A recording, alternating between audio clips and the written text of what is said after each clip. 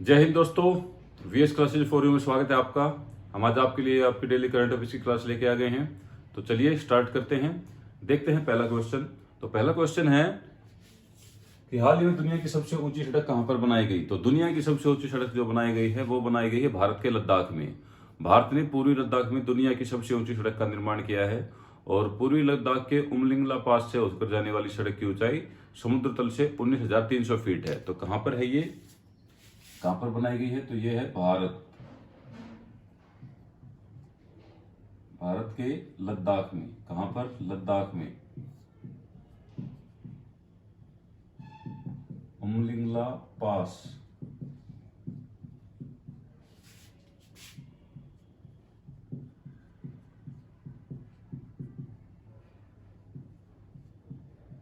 उमलिंगला पास से होकर गुजरती है। और कितनी हाइट है इसकी? तो ये है 19,300 फीट। समुद्र तल से 19,300 फीट ऊंची हाइट है इसकी। कितनी है? 19,300 फीट समुद्र तल से। और इसकी लंबाई कितनी है? और इसकी लंबाई है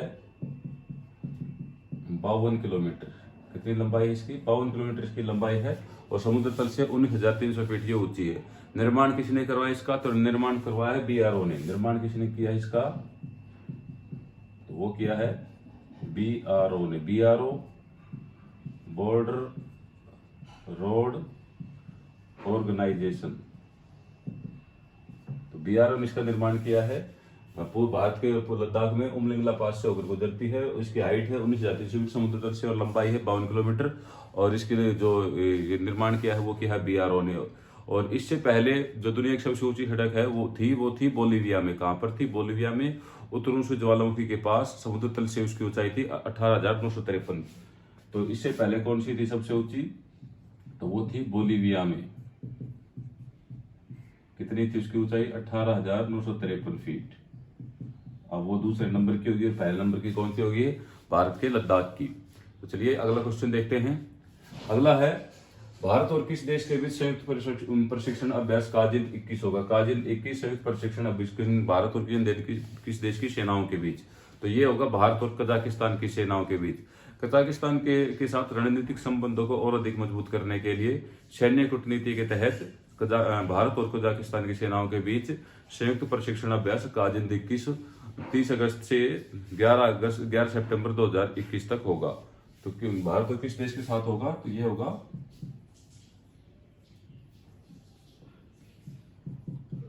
कजाकिस्तान के साथ। किसके साथ? कजाकिस्तान। भारत और कजाकिस्तान के बीच होगा। कब से? तो ये होगा 30 अगस्त से 11 सितंबर 2021 तक। कब तक होगा? 30 अगस्त से 11 सितंबर 2021 तक। और कहां पर होगा ये? और ये होगा कजाकिस्तान में। कहां पर होगा? कजाकिस्तान में। क्या नाम उसका? भारत और कजाकिस्तान के बीच से जो सेनाओं के संयुक्त प्रशिक्षण अभ्यास, तो यह है काजिंद 21।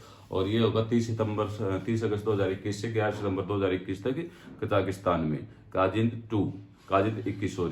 21। चलिए अगला देखते हैं। अगला है कि राइट टू हेल्थ बिल लाने वाला देश का पहला राज्य कौन सा है? राइट टू हेल्थ, स्वास्थ्य का अधिकार। तो राइट टू हेल्थ बिल लाने वाला देश का पहला राज्य जो बनने जा रहा है वो है राजस्थान। प्रदेश में सभी नागरिकों को शीघ्र ही इलाज का अधिकार मिलेगा। और इसके लिए राजस्थान सरकार ने जल्द ही राइट टू हेल्थ बिल लेकर आने की तैयारी कर ली है। और इसके साथ ही जो वहाँ के जो सीएम है अशोक गहलोत, उन्होंने ट्वीट के जरिए केंद्र से भी अपील की है कि वो भी कि भारत सरकार भी राइट टू हेल्थ को संविधान के मूल अधिकारों में शामिल करे और तथा सभी नागरिकों को जो अच्छी स्वास्थ्य सेवाएं उपलब्ध कराना वो भी सुनिश्चित करे। तो ये बाकी बहुत अच्छा इनिशिएटिव है, क्योंकि अब कोविड में आपने देखा होगा कितने लोगों को कितनी परेशानियां हुई थी। तो अगर ये राइट टू हेल्थ हमारे मूल अधिकारों में शामिल हो जाता है तो ये बहुत बड़ी अच्छी बात होगी। तो कौन सा राज्य है जो ऐसा करने वाला, पहला राज्य बनने वाला है देश का पहला राज्य? तो वो है राजस्थान। 9 सितंबर 2021 को विधानसभा सत्र में 9 सितंबर 2021 को विधानसभा जो इनका सत्र है शायद उसमें ये इसको मतलब इसको कर सकते हैं, जो बिल है उसको पेश कर सकते हैं 9 सितंबर से जो वहाँ की विधानसभा का जो सत्र स्टार्ट होने वाला है वहाँ पर शायद ये बिल पेश किया जाए। और ये कौन सा बिल है? तो ये है राइट टू हेल्थ बिल। कौन सा? राइट टू हेल्थ, स्वास्थ्य का अधिकार बिल, जिसकी सिफारिश की है वहाँ के सीएम अशोक गहलोत ने। कौन है वहाँ के सीएम? अशोक गहलोत। अशोक गहलोत ने इसकी सिफारिश की है और केंद्र से भी आग्रह किया है कि वो भी संविधान के जो मूल अधिकार हैं उनमें राइट टू हेल्थ को शामिल करें। चलिए अगला देखते हैं। अगला है भारत की पहली स्वदेशी मोटर चालित व्हील चेयर का नाम है। स्वदेशी मोटर चालित व्हील चेयर। तो जो भारत की पहली मोटर चालित जो स्वदेशी व्हील चेयर है इसका नाम है neo bolt. Neo bolt IIT Madras के शोधकर्ताओं ने इसको इजाद किया है। तो क्या नाम इसका? तो इसका नाम है नियो बोल्ट। Neo bolt. किसने तैयार किया इसको? तो इसको तैयार किया है आईआईटी मद्रास ने। किसने? आईआईटी मद्रास ने इसको तैयार किया है। और ये जो व्हीलचेयर है ये 25 किलोमीटर तक की स्पीड से चल सकती है और एक चार्ज में 25 किलोमीटर तक ही जा सकती है। किसने बनाया इसको? आईआईटी मद्रास ने। और कितने किलोमीटर की स्पीड है? 25 किलोमीटर पर आवर की स्पीड, और एक चार्ज में 25 किलोमीटर तक जा सकती है। किसने बनाया है? आईआईटी मद्रास ने। नियो बोल्ट इसका नाम है। भारत की पहली स्वदेशी मोटर चालित व्हील चेयर है। जो दिव्यांग है उनके लिए बड़ी फायदेमंद बनाई है ये चीज, तो बहुत ही फायदे की चीज है। और जिसमें जो बैटरी है वो है मोटर लिथियम आयन बैटरी, उससे संचालित होगी। मोटर लिथियम आयन बैटरी से संचालित होगी। चलिए अगला देखते हैं। अगला है कि किस राज्य में 25 मेगावाट की देश की सबसे बड़ी फ्लोटिंग सोलर पीवी परियोजना की शुरुआत की गई है? तो ये शुरुआत की गई है भारत के आंध्र प्रदेश में। आंध्र प्रदेश में एनटीपीसी ने, NTPC national thermal power corporation limited ने आंध्र प्रदेश के विशाखापट्टनम में अपनी सिमहाद्री थर्मल स्टेशन के जलाशय पर देश के 25 मेगावाट का सबसे बड़ा floating solar power plant project शुरू कर दिया है। तो कहां पर ये शुरू किया है? ये किया है आंध्र प्रदेश में। कहां पर? आंध्र प्रदेश में। किसने किया है? एनटीपीसी द्वारा। किसके द्वारा? एनटीपीसी के द्वारा। आंध्र प्रदेश के विशाखापट्टनम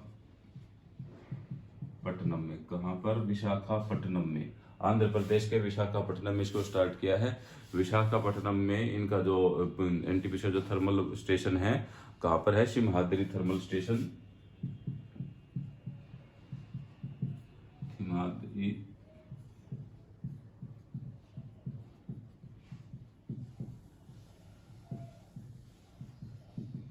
सिमहाद्री जो थर्मल स्टेशन है उसके जलाशय में इसको स्टार्ट किया है। और इसमें ये प्लांट है 2018 की जो भारत सरकार द्वारा शुरू की गई फ्लेक्सिबल विजाइलेशन योजना के तहत स्थापित होने वाला पहला सोलर प्लांट है। और इसका जो क्षमता है वो है कि ये जो इसमें जो ऊर्जा उत्पन्न होगी उससे 7,000 घरों को ये रोशन कर सकेगा। और ये जो 75 एकड़ में इसको ये फैला हुआ है। कितने एकड़ में? 75 एकड़ में। और 1 लाख से ज्यादा सोलर पीवी जो मॉड्यूल है उनसे भी ये बिजली पैदा करने की क्षमता है। कितना है? 1 लाख से ज्यादा। तो किसने इसको ये तैयार किया? ये कहां पर है? आंध्र प्रदेश में। और किसके द्वारा? NTPC. NTPC national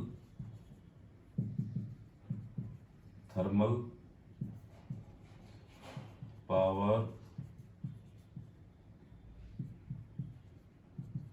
corporation limited. National thermal power corporation limited, इनके द्वारा देश की सबसे बड़ी जो फ्लोटिंग सोलर परियोजना है ये आंध्र प्रदेश के विशाखापट्टनम में स्टार्ट हो गई है। कब इसको कमीशन किया गया है? तो ये किया गया है 21 अगस्त 2021 को। कब से स्टार्ट हो गई है? 21 अगस्त 2021 को। एनटीपीसी के अधिकारियों ने 21 अगस्त 2021 को इसका ट्वीट भी किया था। कब? 21 अगस्त 2021 को। कहां पर? आंध्र प्रदेश में। चलिए पर दोबारा से देख लेते हैं।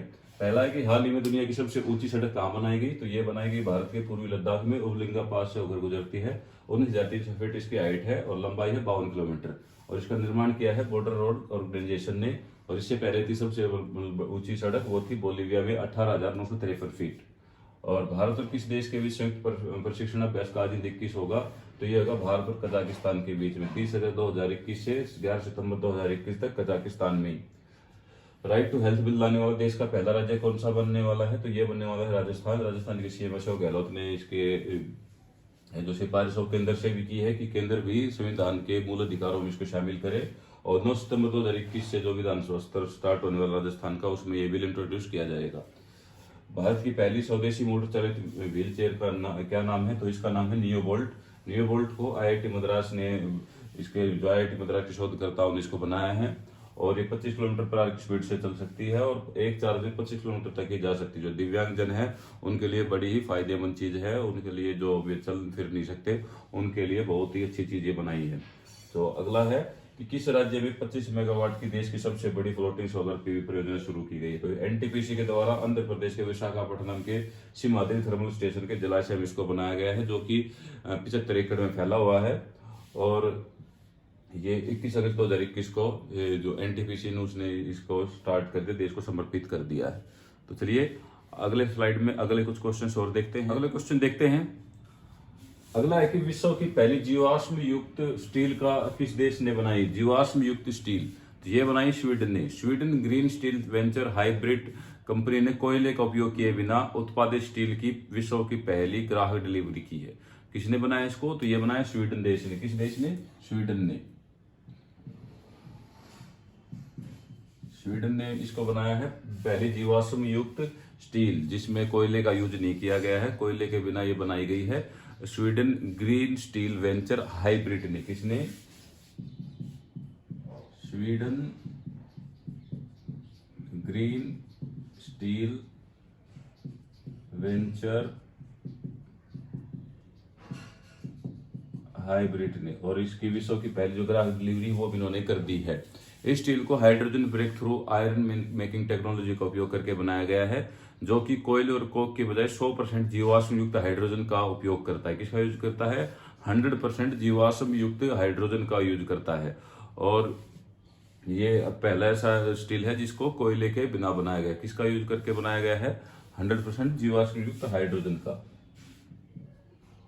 100% जीवाश्म युक्त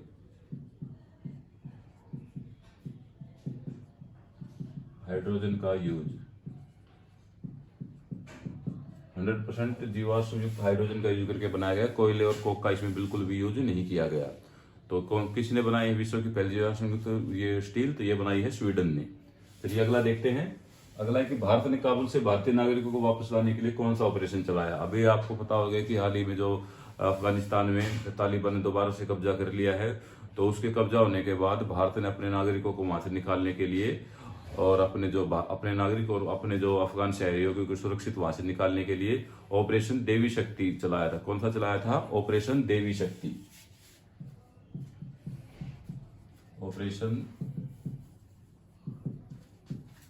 देवी शक्ति। ऑपरेशन देवी शक्ति भारत ने वहां पर चलाया था। भारत सरकार ने जो अपने नागरिकों को और अफगान सहयोगियों को वहां से निकालने के लिए।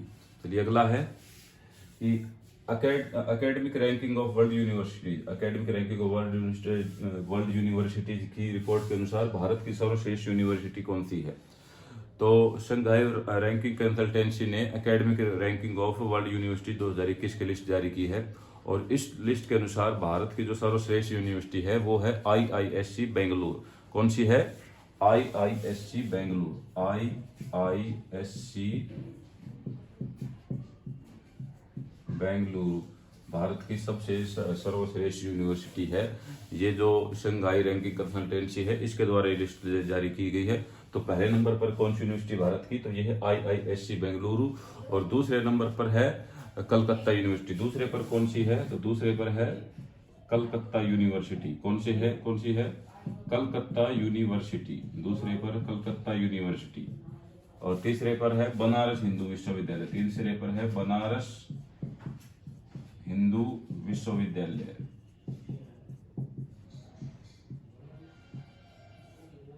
तीसरे पर है कौन सी? बनारस हिंदू विश्वविद्यालय। पहले पर IISc बेंगलोर, फिर है कलकत्ता यूनिवर्सिटी, फिर उसके बाद है बनारस हिंदू विश्वविद्यालय। ये 3 यूनिवर्सिटी है भारत की टॉप 3। और अगर वर्ल्ड की टॉप 3 की बात करूं तो सबसे पहले है हार्वर्ड यूनिवर्सिटी, दूसरी है स्टैनफोर्ड यूनिवर्सिटी और तीसरी है कैम्ब्रिज यूनिवर्सिटी ऑफ कैम्ब्रिज। कौन कौन सी है वर्ल्ड में? ये तो होगी भारत की। और वर्ल्ड की बात करें तो सबसे पहले है ऑक्सफोर्ड यूनिवर्सिटी, उसके बाद स्टैनफोर्ड,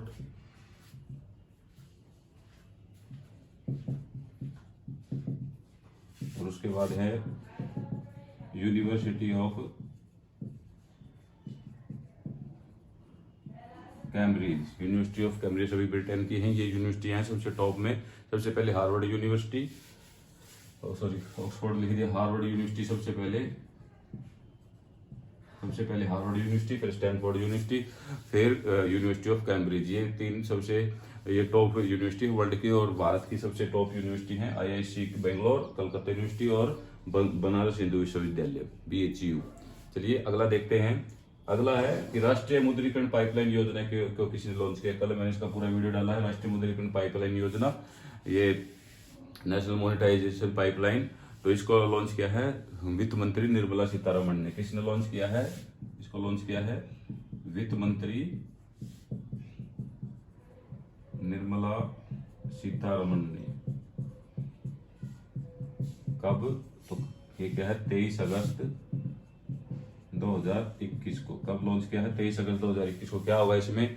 जो सरकार की जो बेकार पड़ी संपत्तियां हैं, जिनका कम इस्तेमाल हो रहा है या जिनसे बहुत ज्यादा कमाई नहीं आ रही, उन संपत्तियों को सरकार किराए पर देगी और जो निजी संस्थान है उनको किराए पर देगी। और उसके बाद 4 साल में सरकार का 6 लाख करोड़ रुपए जुटाने का इससे लक्ष्य है।